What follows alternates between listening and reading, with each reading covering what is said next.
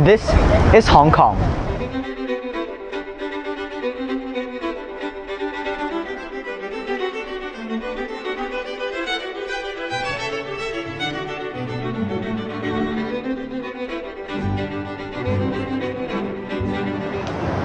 Hong Kong has long marketed itself as Asia's world city.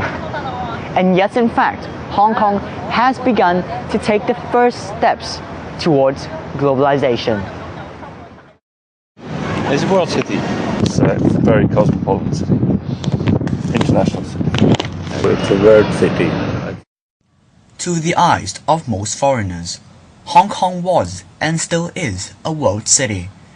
And as tourists told us, that is largely because of our relatively high English standards compared to mainland China, and because there is a considerable amount of places in Hong Kong showing the forces of globalization. For example, due to the city's geographical location and subsequent high percentage of imported goods, the people of Hong Kong have long had a high acceptance of foreign brands and foreign merchandise. The place that best shows the forces of globalization is the Chongqing Mansions located in Tsim Sha Tsui.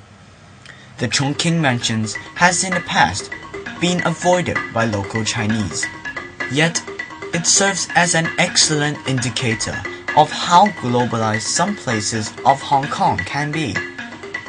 A great variety of different people, of different cultures and different races, different scents and different goods are all in these mansions.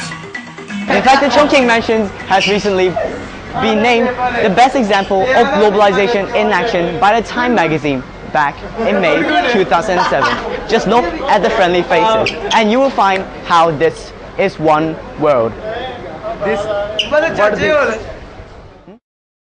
To be able to stay ahead in this one globalized world and truly be Asia's world city, however, it would be absolutely essential for the people of Hong Kong to have globalized minds.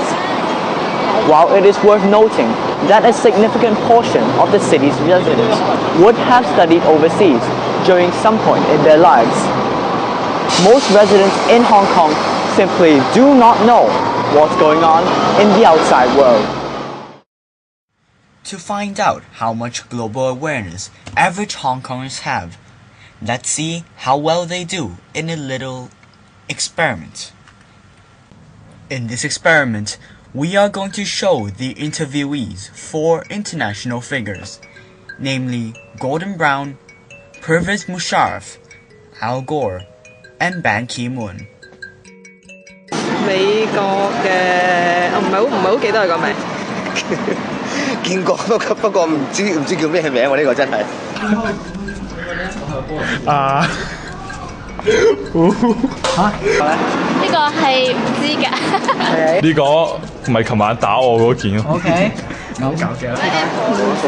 啲係巴基斯坦啊，巴基斯坦嗰個總統定總理啊，搞掂。唔知喎。呢個係巴基斯坦嗰個。知唔知噏唔噏到個名出嚟？唔係加咩塔羅啊？我知呢個係好似巴基斯坦嘅，唔知邊個。叫咩咧？唔記得啦。OK，呢個唔清楚。呢個戈爾，上一屆競選總統落敗嗰個。邊個嚟㗎？咩嚟㗎呢個？呢個係全球成日講冇排氣嘅窩爾，係咪佢？哦，呢個咪好出名嗰個，啱啱攞咗諾貝爾化學獎啊！係啊，最化學係佢攞。唔知。又係見過，不過唔記得咗。好，咪係咯，嗱邊個嚟嘅咧？嗱，佢都唔知，係咯，嗱，全部都唔識。啊，呢個係唔知喎。邊個咧？